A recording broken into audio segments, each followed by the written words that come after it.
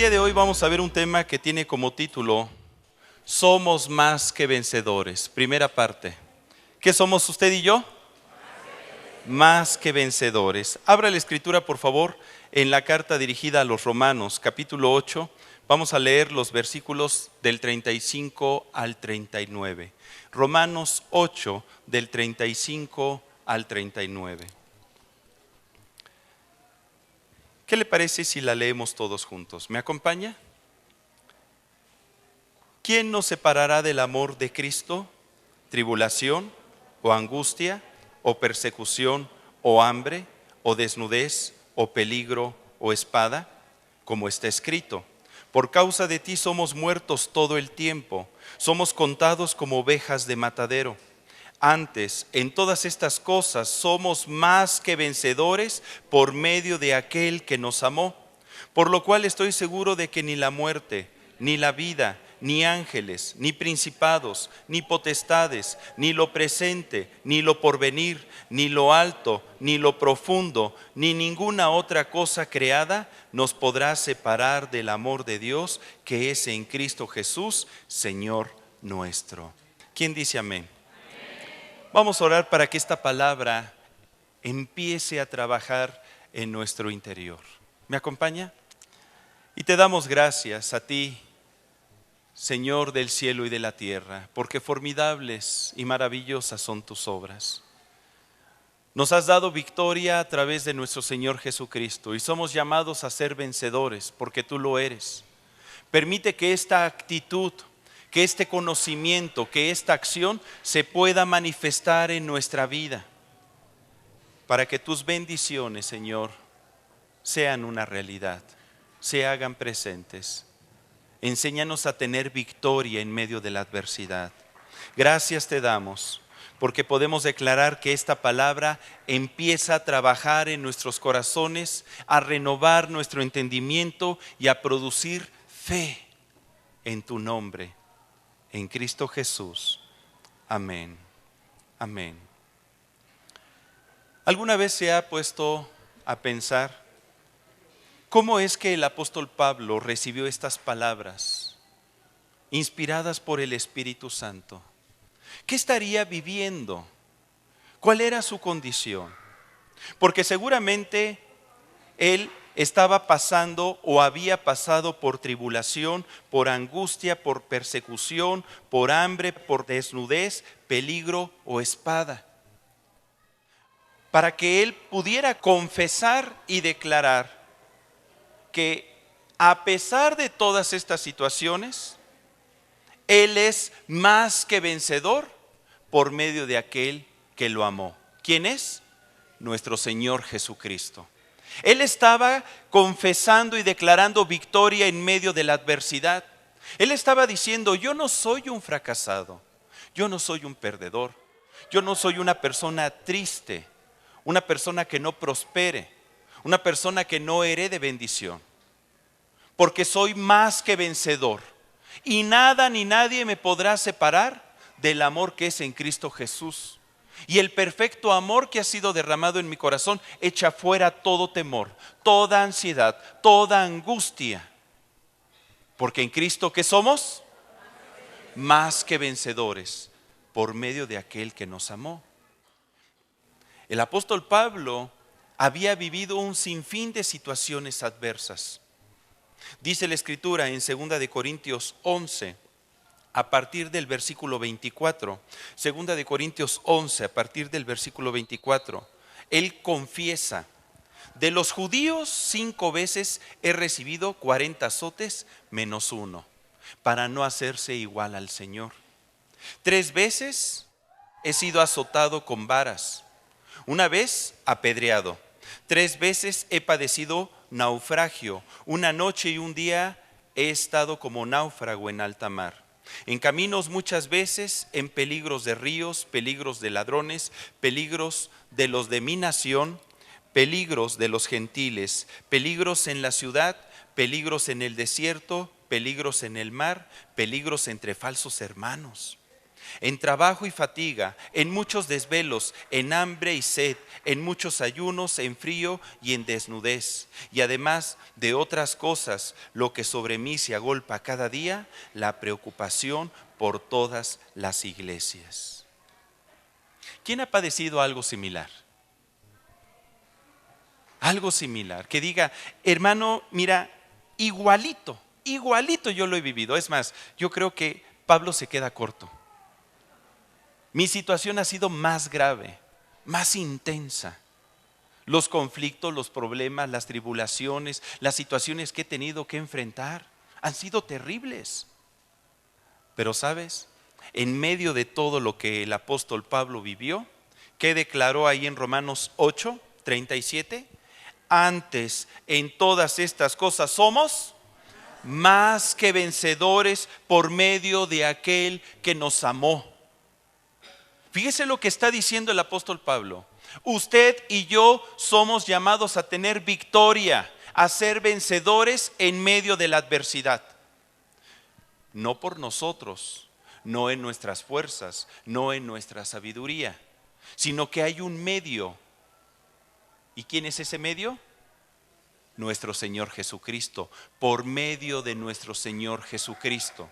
¿Usted ya confesó a Jesucristo como Señor y Salvador? ¿El Espíritu de Cristo mora en usted? Entonces usted es llamado a ser más que vencedor por medio de aquel que nos amó.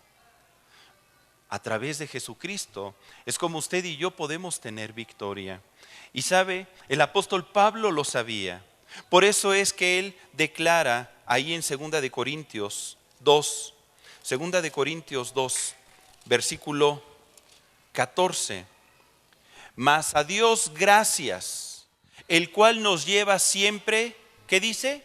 En triunfo en Cristo Jesús, y por medio de nosotros manifiesta en todo lugar el olor de su conocimiento. ¿Se da cuenta que somos llamados a triunfar? Lo ha hecho Jesucristo. Al morir en la cruz, Él triunfó sobre toda potestad, sobre toda fuerza del maligno. Él nos dio la victoria sobre todo pecado, sobre toda enfermedad, sobre todo problema económico, sobre toda carestía, sobre todo problema conyugal. Él ya nos dio la victoria. Por medio de Jesucristo la obtenemos. Lo único que necesitamos es recibir esta verdad en nuestro corazón y darle gracias a Dios, el cual nos lleva siempre, ¿cómo dice ahí que nos lleva? Siempre, de triunfo en Cristo Jesús, y por medio de nosotros manifiesta en todo lugar el olor de su conocimiento. Esto habla de que hay algo que también tenemos que hacer nosotros. Y esto no es nuevo. No es una revelación nada más del Nuevo Testamento, sino que los varones de Dios en la antigüedad sabían que toda victoria, todo éxito es por medio de Dios. Cuando involucramos a Dios en nuestra vida, hermano, ¿qué temeremos de lo que nos pueda hacer el hombre? Si Dios es con nosotros, ¿quién contra nosotros? Y seguramente usted recordará cuando el rey David se enfrentó a Goliat. ¿Se acuerda? Acompáñeme a 1 de Samuel 17. ¿Ya lo tiene? 1 de Samuel 17 a partir del versículo 45. Imagínese, se encuentra David en el valle de Elat. Frente a él tiene al ejército de los filisteos, donde sale su paladín, llamado Goliat, el cual amedrentaba al ejército de Israel.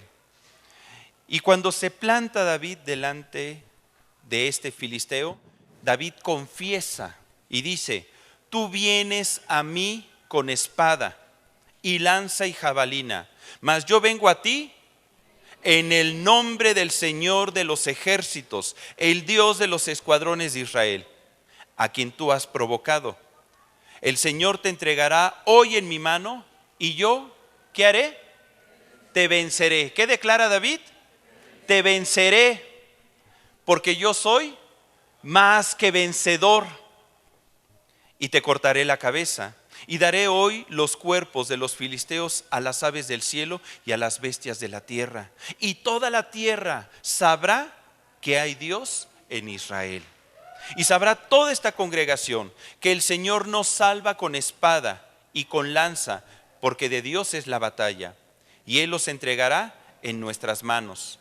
Y aconteció que cuando el filisteo se levantó y echó a andar para ir al encuentro de David, David se dio prisa y corrió a la línea de batalla contra el filisteo. Y metiendo David su mano en la bolsa, tomó de allí una piedra y la tiró con la honda, e hirió al filisteo en la frente, y la piedra quedó clavada en la frente y cayó sobre su rostro en tierra. Leamos juntos el versículo 50. Así venció David al filisteo con honda y piedra, e hirió al filisteo y lo mató sin tener David espada en su mano. A veces pensamos que para tener victoria en medio de la adversidad necesitamos recursos humanos, necesitamos armas y estrategias. Pero hermano, usted ya tiene la victoria. Si Jesucristo, si el Dios de los cielos está con usted, usted es más que vencedor. De tal manera que podemos hacerle frente a cualquier Goliat. Traiga a su mente cualquier problema, cualquier situación que usted esté viviendo. Ese es su Goliat. ¿Sabe? Usted lo puede vencer.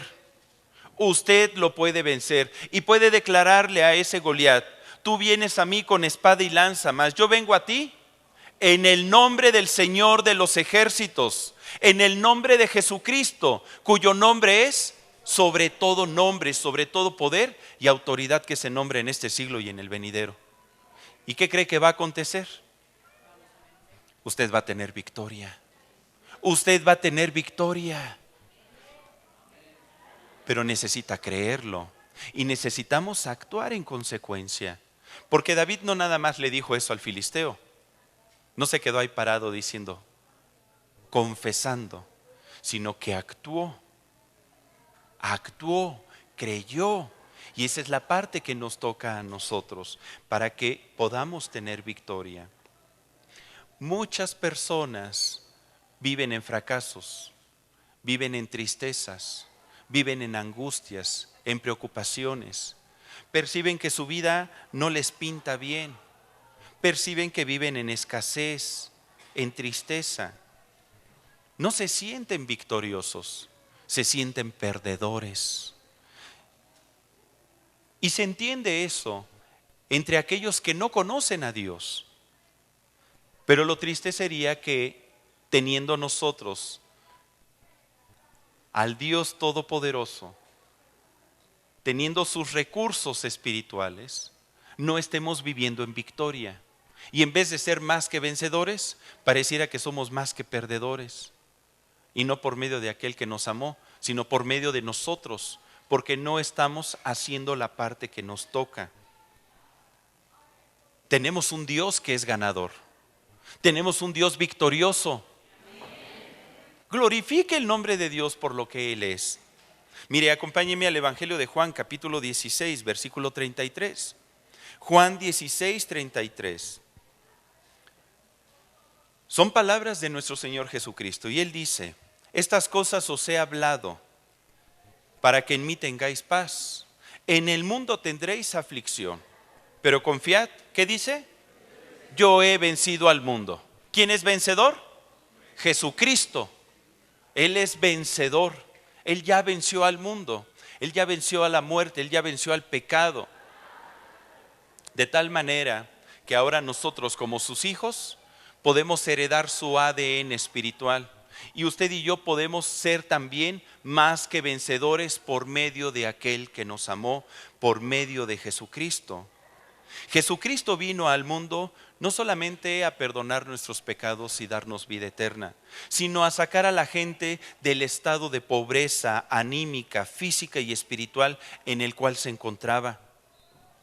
Porque es ahí precisamente, en el ser de cada uno, donde se gestan las derrotas en la vida, en el área de la mente, en el área de los sentimientos. El día de hoy el Señor desea renovar nuestro interior para que al recibir su palabra, esta verdad sea como un manantial que nos transforme, que produzca vida y cambios significativos. Usted debe de estar viviendo en victoria constante, hermano. Sacude a tu hermano porque se está durmiendo. Dile, vive en victoria constante. Vive en victoria.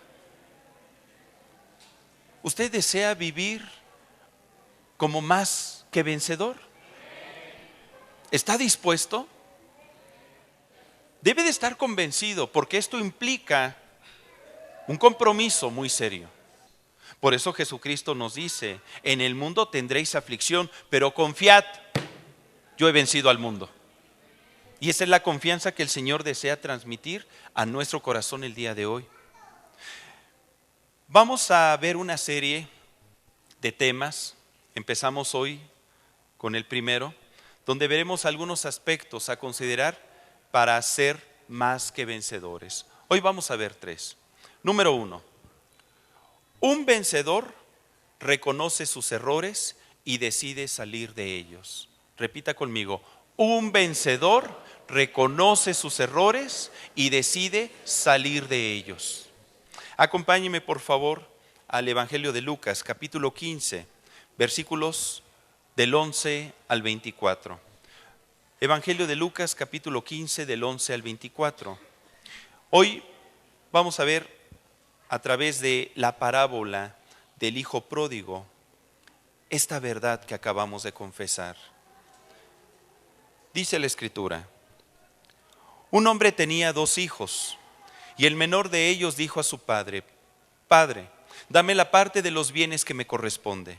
Y les repartió los bienes. No muchos días después, juntándolo todo, el hijo menor se fue lejos a una provincia apartada y allí desperdició sus bienes viviendo ¿cómo? Perdidamente. Y cuando todo lo hubo malgastado, vino una gran hambre en aquella provincia y comenzó a faltarle. Y fue y se arrimó a uno de los ciudadanos de aquella tierra, el cual le envió a su hacienda para que apacentase cerdos. Y deseaba llenar su vientre de las algarrobas que comían los cerdos, pero nadie le daba. Y volviendo en sí dijo: ¿cuántos jornaleros en casa de mi padre tienen abundancia de pan, y yo aquí perezco de hambre? Me levantaré e iré a mi padre y le diré: Padre, he pecado contra el cielo y contra ti. Ya no soy digno de ser llamado tu hijo. Hazme como a uno de tus jornaleros. Y levantándose vino a su padre, y cuando aún estaba lejos, le vio su padre y fue movido a misericordia. Y corrió y se echó sobre su cuello y le besó. Y el hijo le dijo: Padre, he pecado contra el cielo y contra ti. Ya no soy digno de ser llamado tu hijo. Pero el padre dijo a sus siervos: sacad el mejor vestido y vestidle, y poned un anillo en su mano y calzado en sus pies, y traed el becerro gordo y matadlo, y comamos y hagamos fiesta, porque mi hijo muerto era y ha revivido, se había perdido y es hallado. Y comenzaron a regocijarse.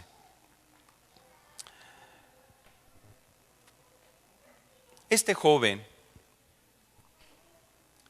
tenía una manera de pensar que le llevó a tomar decisiones equivocadas.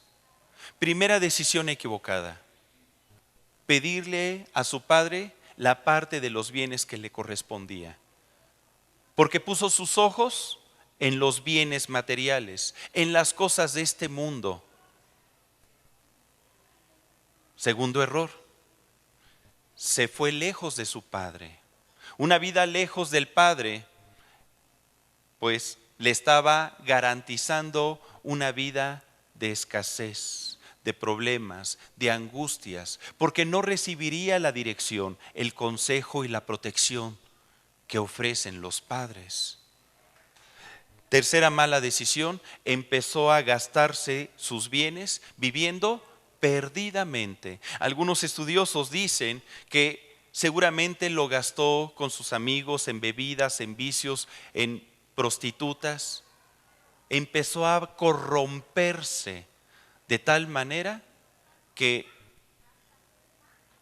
la vida se le estaba yendo entre las manos. ¡Qué decisiones tan terribles! Y todo lo que el hombre sembrare, ¿qué dice la Escritura? Eso segará. Tarde o temprano hay una consecuencia de nuestras acciones. A toda acción corresponde una reacción. Y se empezó a manifestar con el tiempo la consecuencia de sus malas decisiones. Dice aquí en el versículo 14: y cuando todo lo hubo malgastado, vino una gran hambre en aquella provincia y comenzó a faltarle. Y fue y se arrimó a uno de los ciudadanos de aquella tierra, el cual le envió a su hacienda para que apacentase cerdos. Y deseaba llenar su vientre de las algarrobas que comían los cerdos, pero nadie le daba. Si vislumbramos su vida en ese momento, ¿usted qué pensaría? ¿Que él estaba viviendo como un vencedor o como un perdedor? ¿Como una persona victoriosa o como una persona fracasada? Por donde quiera que le veamos, él estaba fracasando en su vida. ¿Está de acuerdo? Fracasando espiritualmente, anímicamente, físicamente, materialmente. Al grado que él estaba viviendo con los cerdos y se quería alimentar de las algarrobas que comían ellos. Está mostrando una posición miserable. Fíjese lo que acontece cuando nos vamos lejos del Padre, porque en esta historia el Padre representa a Dios. Una vida lejos de la presencia de Dios jamás nos va a llevar a tener éxito o victoria. ¿Cuántas veces usted se ha visto tentado de alejarse de Cristo, de colgar la toalla, de decirle: Señor, yo creo que yo ya no puedo seguirte, esta vida no es para mí? ¿Sabe? Sería la peor decisión que usted pudiera tomar, porque en ese momento usted estaría tomando la decisión de vivir en fracaso. Porque una vida lejos del Padre no es una vida de victoria, no es una vida de plenitud, ni de paz, ni de bendición. La vida de este joven era una vida de fracaso. Sin embargo, estando en esa condición, dice en el versículo 17, y volviendo en sí, repita conmigo, y volviendo en sí, dijo: ¿cuántos jornaleros en casa de mi padre tienen abundancia de pan y yo aquí perezco de hambre? Me levantaré, iré a mi padre y le diré: Padre, he pecado contra el cielo y contra ti. Si usted se da cuenta, en ese momento, cuando entró en sí, empezó a reconocer su condición, reconoció su error. La regué. Si la decisión que tomé fue alejarme del Padre, pues ahora voy a corregir mi error, voy a actuar, voy a decidir salir de la condición en la cual me encuentro y me voy a dirigir a mi Padre y le voy a decir: Padre, he pecado contra el cielo y contra ti. Ya no soy digno de ser llamado tu hijo. Hazme como a uno de tus jornaleros. En ese momento reconoció su error y decidió salir de él. Lamentablemente, millones de personas no reconocen sus errores. Vivimos en un mundo donde cada quien justifica su actuar. Vivimos en un mundo donde la anarquía gobierna el pensamiento del hombre, donde cada quien tiene su propia verdad y cada quien defiende su punto de vista. Mientras defendamos nuestro punto de vista, es como si tuviéramos una venda en los ojos que no nos permite ver la realidad de Dios. Y vivimos en una realidad, vivimos engañados, creyendo que estamos bien como estamos llevando la vida, sin darnos cuenta que hay una vida plena en Cristo Jesús. Cuando reconocemos que le necesitamos, cuando reconocemos que por mis propias fuerzas yo no puedo salir adelante. ¿Cuántos caminos hay en esta tierra que confunden y desvían a las personas? Por eso Jesús confesó en Juan 14:6, Evangelio de Juan 14, versículo 6: yo soy el camino y la verdad y la vida. Nadie viene al Padre sino por mí. ¿Se da cuenta? Para poder tener comunión con el Padre, ¿es por medio de quién? De Jesús. Para tener victoria y ser más que vencedores, ¿es por medio de quién? De Jesús. Y todas las bendiciones que podamos heredar en esta vida, ¿sabe por medio de quién son? De Jesús. Que dice Romanos 8, el que no escatimó ni a su propio Hijo, sino que lo entregó por todos nosotros, ¿cómo no nos dará todas las cosas?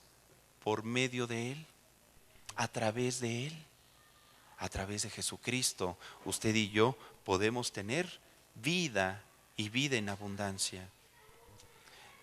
Qué oportunidad tan grande de este joven, de corregir su camino e ir a su padre para poder salir de ese estado de pobreza en el cual estaba viviendo. Porque él, dice la Escritura, que empezó a vivir perdidamente. Imagínese, ¿qué significa perdidamente? Tiene varias connotaciones. Algunas de ellas es que él empezó a vivir en un exceso de placeres de este mundo. Él empezó a desperdiciar su vida, teniendo la oportunidad de ser un instrumento de bendición. No supo valorar lo que Dios había puesto en sus manos, lo que su padre había puesto en sus manos. Fue un mal mayordomo. Empezó a administrar mal su vida. Echó a perder sus oportunidades. Qué tristeza. Cuando una persona no es capaz de reconocer la condición en la cual vive, jamás va a poder cambiar. Es como un alcohólico. ¿Ha tenido pláticas con las personas que están en la bebida? O a lo mejor usted se ha de acordar. Normalmente se les dice, es que tienes que dejar el alcoholismo, tienes que dejar este vicio. ¿Y qué contestan? Yo en cualquier momento lo puedo dejar. No me gobierna. Yo tengo autoridad sobre esta situación. Y la realidad es que no.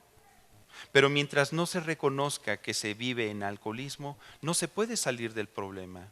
Una persona que está padeciendo problemas económicos, que vive en escasez, de nada sirve tampoco reconocer el error si no toma la decisión de salir de ese error. A lo mejor no tuvo una persona la oportunidad de estudiar y pues desarrolló un oficio y le cuesta trabajo salir adelante. Y tal vez en sus pensamientos tenga la idea, pues ya para qué estudio, ya pasó mi tiempo, ya pasó mi edad, ya me conformo en desarrollar esta actividad todos los días hasta que me muera. Sin darse cuenta que puede cambiar sus estrellas, que puede cambiar su vida. ¿Cómo? Pues reconociendo su condición. Si te falta educación, pues entonces capacítate, inscríbete en una escuela, apúntate. Pero es que a mí no se me pega nada. Si alguno está falto de sabiduría, pídala a Dios, el cual la da abundantemente y sin reproche, y le será dada. Hay un proverbio en Proverbios 2:6 que dice, porque Dios da la sabiduría y de su boca viene el conocimiento y la inteligencia. Él provee de sana sabiduría a los rectos, es escudo a los que caminan rectamente. Si Dios está contigo, pues Él te va a dar la sabiduría, la inteligencia y el conocimiento y te puedes capacitar. Empiezas a tomar acción en tu vida, empiezas a salir de la condición en la cual vives. Hermano, pero es que yo oro y quiero depender de Dios y le pido trabajo. ¿Cuánto tiempo llevas orando? 6 meses y no encuentro nada. ¿Y has salido a buscar? Pues no, nada más me he dedicado a orar y a orar y a orar. ¿Y cómo quieres que el Señor te lo dé? Tienes que salir, tienes que hacer tu parte. David confesó que Dios estaba con él, pero fue y tomó las piedras, fue contra el filisteo y se las arrojó. Eso es lo que nos toca a nosotros. Entonces hay que salir, Porque la Escritura dice en Lucas 11:10, porque todo aquel que pide, recibe, y el que busca, halla, y al que llama, se le abrirá. Entonces tienes que salir, tocar puertas para que se te abran, tienes que buscar para que se te presenten las oportunidades, y Dios las va a mostrar, porque Él desea bendecirte, porque toda bendición, todo triunfo es por medio de Jesucristo. Debemos de comprender esto. Hermano, cuando nosotros confiamos en Dios y cuando ponemos por obra su palabra, cuando hacemos la parte que nos corresponde también y actuamos con fe, en ese momento se manifiesta la presencia de Dios bendiciéndonos y ayudándonos en todas las áreas de nuestra vida. De tal manera que las cosas se dan más fáciles. Cuando tú empiezas a orar, cuando tú eres excelente en tu trabajo, Dios te empieza a prosperar, empiezas a hallar gracia delante de tu jefe, hallas gracia delante de tus compañeros de trabajo. De repente te llegan llamadas y tú estás en ventas y es más, tú no los tienes que buscar, te buscan a ti. Oiga, ¿vende computadora? Sí, le voy a hacer un pedido de 1,000. ¿Qué? Sí, de 1,000. Yo conozco hermanos que les ha sucedido eso. ¿Por qué? Porque han comprendido que no es con espada ni con ejército, sino es en el nombre del Señor de los ejércitos, en el nombre de Jesucristo, como viene la bendición. Pero necesitamos reconocer el error en el que estamos y buscar salir de esa condición. Número 2, un vencedor renueva su manera de pensar y de actuar. Dile a tu compañero, un vencedor renueva su manera de pensar y de actuar. Por ejemplo, dice la Escritura que por sus frutos los conoceréis y que de la abundancia del corazón habla la boca. Podemos conocer por lo que hizo este joven lo que había en su alma, en su corazón y en sus pensamientos. Por ejemplo, dice ahí en Lucas 15, a partir del versículo 12, mire las palabras de este joven hacia su padre. Padre, dame la parte de los bienes que me corresponde. Y les repartió los bienes. No muchos días después, juntándolo todo, el hijo menor se fue lejos a una provincia apartada y allí desperdició sus bienes viviendo ¿cómo? Perdidamente. ¿Qué cree que había en el corazón de este joven? ¿Qué valores? ¿Qué principios? ¿Qué ideas? Él se estaba conduciendo conforme a lo que tenía en su mente y en su corazón. Dice la Escritura que tal cual son sus pensamientos, tal es Él. Lo que pensamos, lo que sentimos, solemos actuar y manifestar. Y los valores que tenía este joven no eran correctos. Sus pensamientos seguramente eran torcidos, porque se fue a gastarse todo el dinero que su padre seguramente con sacrificios había ahorrado, a vivir perdidamente, irse a los antros, a los vicios, malas amistades, lugares oscuros, malas acciones, pecado continuo. Eso había en él. ¿Cuál es la consecuencia? Pues le llevó al fracaso. De esta manera pensaba, actuaba, era lo que había en su ser. Pero cuando él tomó conciencia, se atrevió a pensar diferente. Y mire lo que dice ahí en Lucas 15:21. Y le dijo a su padre, lo que sale de su boca ya es diferente, porque su corazón había cambiado. Padre, he pecado contra el cielo y contra ti, ya no soy digno de ser llamado tu hijo. ¿Nota cómo sus pensamientos ahora eran diferentes? Ahora eran pensamientos de querer estar en sujeción ¿a quién? A su padre, de vivir en obediencia, de hacer la voluntad del Padre, de vivir en santidad pegadito a Él. Padre, es más, si quieres, mira, ya no me trates como a tu hijo porque percibo que he perdido esa calidad. Trátame como a uno de tus jornaleros, pero quiero estar contigo porque me he dado cuenta que la bendición verdadera está cerca de ti. Estoy reconociendo mi error. Quiero salir de ese error. Estoy renovando el espíritu de mi entendimiento. Ahora voy a funcionar diferente. Ahora voy a pensar diferente para actuar diferente. Ese es el inicio para poder vivir en victoria. Renovar el espíritu de nuestro entendimiento. Ahora su mentalidad estaba cambiando. Dios está esperando que dejemos de pensar en términos de fracaso, en términos de pobreza, en términos de escasez, de derrota, en términos de pecado. Ay, es que el pecado me asedia, nunca lo voy a poder terminar. ¿Qué se me hace que yo no sirvo para ser cristiano? Ay, es que tengo este problema, seguramente me va a ir mal. Ay, Señor, ¿cómo sufro? Es que va a jugar la selección mexicana contra Brasil. Ya estuvo que perdimos. Solemos pensar en términos de fracaso continuamente. ¿Por qué no pensamos en términos de victoria? Me va a ir bien, voy a prosperar, voy a salir adelante, porque Cristo vive en mí, hermano, Cristo vive en mí. Dice la Escritura en Proverbios 21:5, los pensamientos del diligente ciertamente tienden a la abundancia, no a la escasez, no a la pobreza, tienden al éxito, a la victoria. Pero necesitamos renovar nuestros pensamientos. El apóstol Pablo, que había vivido tanta situación adversa, lo sabía muy bien, que para poder ser vencedores necesitamos renovar nuestra mente. Por eso en Efesios 4:23 dice, y renovaos en el espíritu de vuestra mente. Dile a tu compañero, renueva tus pensamientos, renuévalos. Si usted se da cuenta, Dios desea renovarnos, pero también es una labor nuestra. Renovaos en el espíritu de vuestra mente.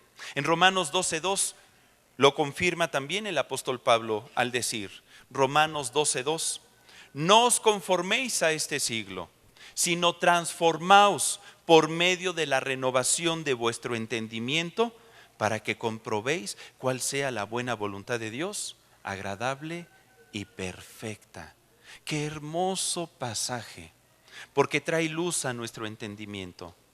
Fíjese, para que usted y yo podamos ser vencedores, necesitamos, número uno, no conformarnos a este siglo. El no conformarnos habla de no tomar el molde, el patrón, los pensamientos, las ideas, las formas, las estrategias de este mundo. Somos llamados a actuar diferente. Por ejemplo, volviendo al caso de David, estaba el ejército de los filisteos de un lado del valle y del otro lado el ejército de Israel. Y salía Goliat, un paladín, y blasfemaba el nombre de Dios y maldecía al pueblo de Israel. Y todo el ejército de Israel, ¿cómo estaba? Atemorizado. Uy, ¿quién se va a enfrentar a ese Goliat? ¡Qué miedo, qué miedo! Está horrible, ¿no? Ellos permitieron que los pensamientos del mundo gobernaran su alma, su ser, porque ellos pensaban en sus capacidades. Yo no puedo vencer a Goliat, nadie de Israel lo va a vencer. Estamos destinados al fracaso, vamos a perder, no vamos a tener victoria. Pero llegó un joven con un entendimiento renovado, con pensamientos diferentes, y dijo, ¿qué es esto que oigo? ¿Cómo ese pelafustán va a estar blasfemando a mi Dios todopoderoso? No sabe con quién se está enfrentando.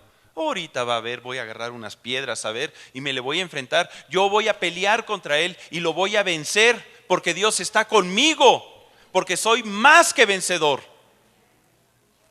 ¿Nota cómo tenía unos pensamientos diferentes? Él se atrevió a pensar una solución donde nadie veía una solución.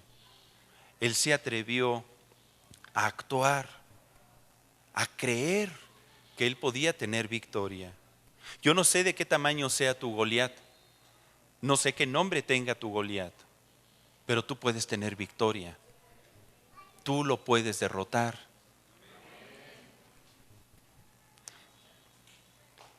En segundo lugar, en este pasaje dice, sino transformaos. ¿Sabes? En el griego original, esta palabra transformaos nos está invitando a sufrir una metamorfosis. Se traduce como metamorfosis. Sufre una metamorfosis. Déjate transformar por Dios. Que tengas un cambio profundo. Todos nosotros hemos escuchado hablar de lo que es una metamorfosis. ¿Sí o no? ¿Conoce usted las orugas? Parecen como gusanos grandes, chonchos así, gorditos. Usted hasta los acaricia y los siente así blanditos y son indefensos. Pero a la razón del tiempo se encapsulan en unos capullos. Y sufren una transformación, una metamorfosis. Y esa oruga se convierte en una mariposa. Y esa mariposa sale del capullo y empieza a volar con libertad por todos lados. Empieza a remontar las alturas y a ver todas las cosas desde otra isóptica. Una bella mariposa.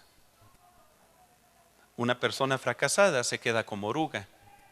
Una persona que desea tener victoria se atreve a vivir esa metamorfosis, ese cambio profundo, a través de la renovación de nuestro entendimiento, a través de no conformarnos a los pensamientos de este mundo. ¿Usted qué desea ser, oruga o mariposa? No se puede águila real, hermano, porque me identifico más con el águila real. O bueno, ya de perdida, un ruiseñor. Pues Dios está esperando que usted y yo seamos transformados, que haya un cambio profundo en nuestro ser. Y todo cambio profundo inicia en nuestro interior, en nuestros pensamientos y en nuestro corazón. Y dice más adelante, aquí en Romanos 12:2, no os conforméis a este siglo, sino transformaos por medio de la renovación de vuestro entendimiento.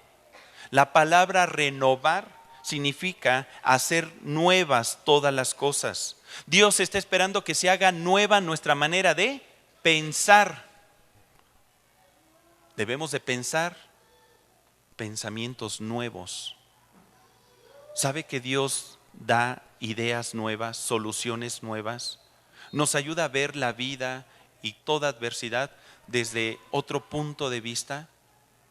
El apóstol Pablo, todos los problemas que vivía, no los veía como un fracaso, sino como una oportunidad gloriosa para que el nombre de Dios se manifieste.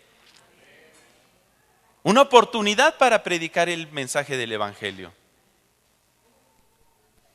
Todo lo que usted y yo estamos viviendo es una gran oportunidad que Dios nos presenta para que su nombre sea glorificado. ¿Lo cree usted?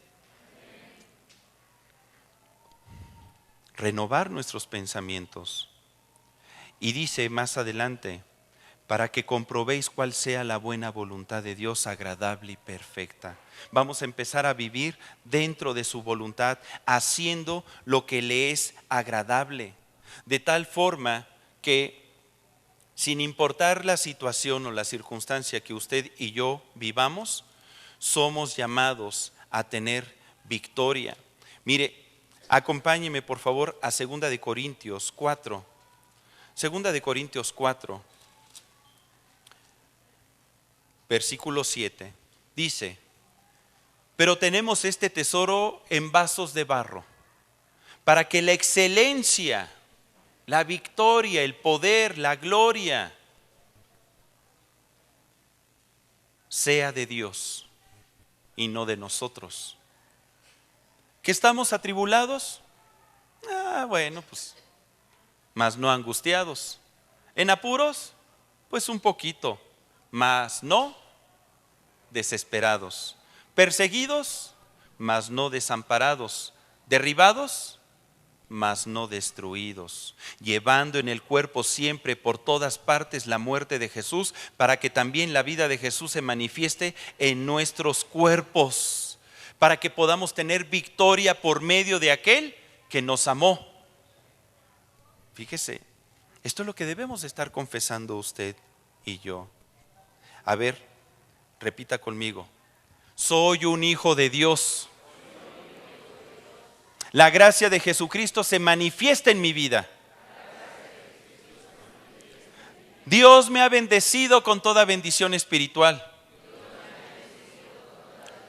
En Jesucristo soy más que vencedor. Nada me separará de su amor. Tengo como destino la vida eterna. ¿Lo cree? Porque así es. Nada de lo que usted ha confesado es contrario a lo que está escrito en la palabra de Dios. Es lo que Dios desea manifestar en usted y en mí. Punto número 3. Un vencedor se prepara para ganar. Dígale a su compañero: prepárate para ganar. La victoria se avecina en tu vida. Se avecina una gran victoria en tu vida. Acompáñeme por favor a 1 Corintios 9, del 24 al 27.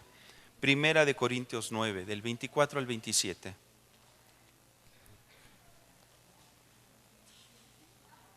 Fíjese, el apóstol Pablo sabía muy bien de esto. Y nos comenta: ¿no sabéis que los que corren en el estadio, todos a la verdad corren, pero uno solo se lleva el premio? Corred de tal manera que lo obtengáis. Todo aquel que lucha, de todo se abstiene. Ellos a la verdad para recibir una corona corruptible, pero nosotros una incorruptible. Así que yo de esta manera corro, no como a la aventura, de esta manera peleo, no como quien golpea al aire, sino que golpeo mi cuerpo y lo pongo en servidumbre, no sea que habiendo sido heraldo para otros, yo mismo venga a ser eliminado. ¿Sabe qué está diciendo aquí el apóstol Pablo a través de este pasaje? Que cualquier atleta que verdaderamente toma en serio su profesión, ¿sabe? Va a correr de tal manera que obtenga el premio, porque lo que quiere es ganar, ganar. ¿Usted quiere ganar o perder? ¿Usted quiere ser más que vencedor o fracasar en su vida? Entonces debemos de correr de tal forma que obtengamos el premio. Pero para hacerlo, este atleta se tiene que preparar. Por eso dice en el versículo 25: todo aquel que lucha, de todo se abstiene. Para poder entrar en condición, pues no va a consumir cualquier alimento. Deja a un lado la vitamina T, tacos, tortas, tostadas, tamales, tinga, tortilla. Se abstiene, entra en una dieta, se prepara, se está preparando para dar el peso, ¿no? Como en el box, ¿no? Cuando los pesan. Golpea su cuerpo, lo pone en servidumbre, hace ejercicio, se ejercita. ¿Verdad que hacer ejercicio duele? Pero cuando empezamos a hacer ejercicio, cuando ponemos nuestro cuerpo en servidumbre, cuando nos abstenemos de alimento, empieza a haber una transformación en nuestro ser. Estoy hablando físicamente. Empieza una transformación física. Empezamos a bajar de peso, usted se siente más sano, su condición cambia, su ritmo cardíaco cambia, su sistema digestivo mejora, la circulación de la sangre, hasta le vienen pensamientos más agradables. Usted se ve en el espejo y dice: Señor, gracias. Es más optimista, se siente más contento, porque empieza a ver también una mejora anímica. Pero hay que prepararse, hay que luchar, hay que pagar el precio para poder tener la victoria. Ningún atleta que no se prepara va a obtener la corona. Si usted quiere ser un ganador, pues debemos de prepararnos también. Debemos de prepararnos. La preparación es prevenir, es disponer las cosas en el presente para que en el futuro acontezcan. Eso es prepararse. Disponer las cosas en el presente para que en el futuro acontezcan. Esto lo puedo aplicar en todo. Usted, por ejemplo, quiere tener salud en los próximos 20 o 30 años, prepárese desde ahorita. Coma bien, duerma bien. ¿Como frutas y verduras también, hermano? Pues también, haga ejercicio, duérmase temprano, no se desvele, tome bastante agua, no ingiera ninguna sustancia que le dañe. ¿Usted quiere tener prosperidad en su trabajo? Prepárese. Una persona que quiere tener el éxito se prepara y se compromete y se esfuerza y entra en un régimen, en una disciplina de vida, porque quiere obtener el premio. Hermano, ¿usted se está preparando para tener una vida en victoria?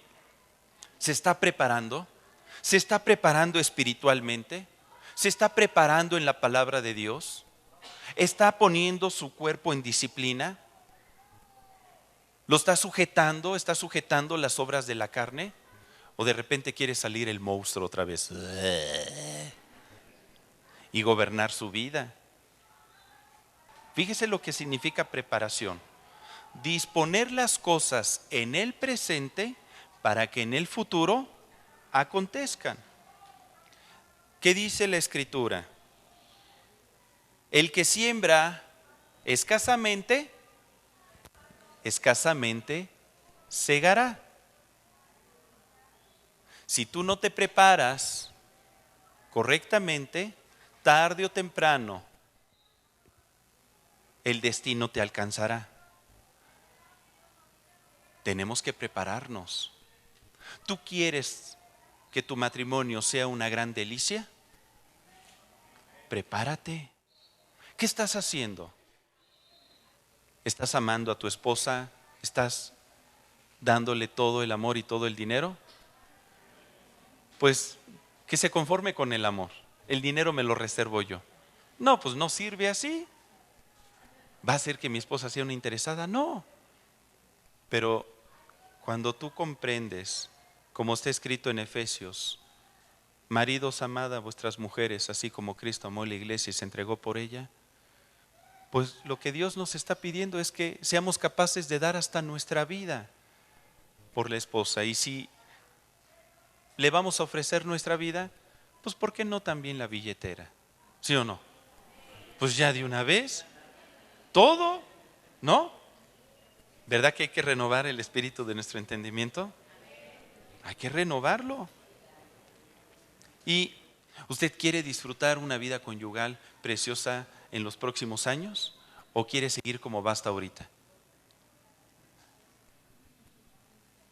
¿Por qué no me contesta, hermano? Le ha de ir muy bien, qué bueno. Pero si usted desea mejorar cualquier situación, hay que prepararnos. ¿Qué dice la Escritura en 2 de Timoteo 2:6? Acompáñeme, por favor. 2 de Timoteo 2:6. El labrador, para participar de los frutos, ¿qué debe de hacer? Trabajar primero. Tienes que prepararte para poder disfrutar en el futuro de esos frutos. Y un ganador se prepara. Hay una historia. Acompáñeme a Mateo 25. Mateo 25, versículo del 1 al 13. Es la parábola de las 10 vírgenes. ¿Ha oído hablar de ellas? Comenta nuestro Señor Jesucristo. Entonces el reino de los cielos será semejante a 10 vírgenes que tomando sus lámparas salieron a recibir al esposo. 5 de ellas eran prudentes y 5 insensatas. Las insensatas, tomando sus lámparas, no tomaron consigo aceite. En pocas palabras, no se prepararon. Mas las prudentes tomaron aceite en sus vasijas y juntamente con sus lámparas. Y tardándose el esposo, cabecearon todas y se durmieron. Y a la medianoche se oyó un clamor: aquí viene el esposo, salid a recibirle. Entonces todas aquellas vírgenes se levantaron y arreglaron sus lámparas. Y las insensatas dijeron a las prudentes: dadnos de vuestro aceite, porque nuestras lámparas se apagan. Mas las prudentes respondieron diciendo: para que no nos falte a nosotras y a vosotras, id más bien a los que venden y comprad para vosotras mismas. Pero mientras ellas iban a comprar, vino el esposo, y las que estaban preparadas, las que estaban ¿cómo? Preparadas, entraron con él a las bodas, y se cerró la puerta. Después vinieron también las otras vírgenes, diciendo: Señor, Señor, ábrenos. Mas él respondiendo dijo: de cierto os digo que no os conozco. Velad pues, porque no sabéis el día ni la hora en que el Hijo del Hombre ha de venir. Estas vírgenes fueron invitadas a las bodas, pero no se prepararon y no entraron a las bodas, no entraron al banquete continuo, se quedaron afuera. Es sinónimo de que no pudieron heredar sus bendiciones, no pudieron vivir en victoria. ¿Por qué? Porque no se prepararon, vivieron en escasez, porque ellas tenían pensamientos diferentes. Pues no necesitamos más aceite, con lo poquito que tenemos. Y en vez de que su pensamiento tienda a la abundancia, ¿sabes qué? Necesitamos más aceite, porque a lo mejor el novio va a tardar. Compra mucho aceite, de una vez, 500 pesos de aceite. Un ganador se prepara en el presente para poder cosechar en el futuro bendiciones, heredar promesas. Hermano, Dios está esperando que usted y yo renovemos el espíritu de nuestro entendimiento. Nos está dando 3 principios. Número 1, un vencedor reconoce sus errores y decide salir de ellos. Número 2, un vencedor renueva su manera de pensar y de actuar.